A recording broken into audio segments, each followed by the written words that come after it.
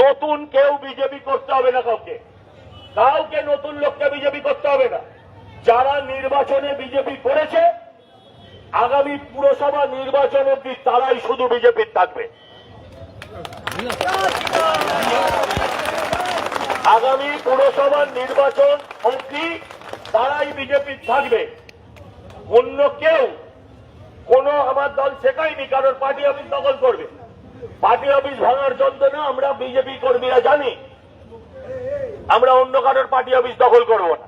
কিন্তু যদি কারোর দখল করা বাড়ি ঘর তাকে দখল করে কেউ যদি পার্টি অফিস বানিয়ে থাকে তাহলে সেই ঘর তাকে ফেরত দিয়ে দেওয়া হবে, এতে কোনো ভুল নেই।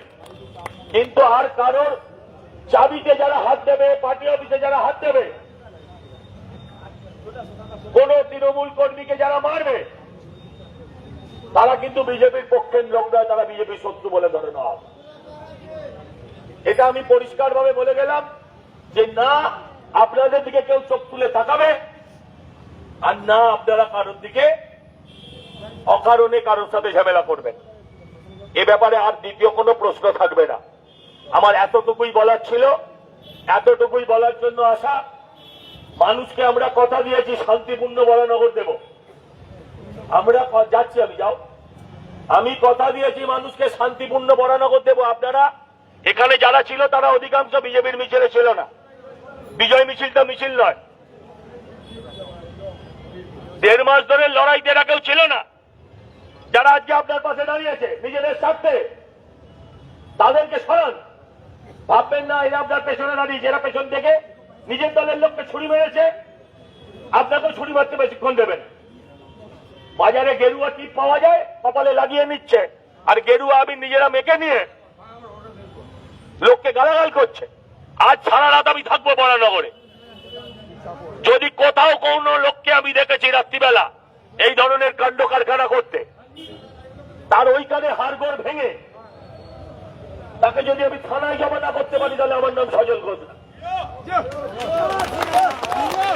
যারা হাততালি দিচ্ছ তারাও আবার রাত্রিবেলা ধরা না পড়ো আমার। পরিষ্কার বলে গেলাম, যারা যে নির্বাচনে আমরা কষ্ট করে এজেন্ট দিই আর আজকে শয়ে শয়ে ছেলে প্রত্যেকে এলে, কোথায় ছিলে? এরা অপেক্ষায় ছিল,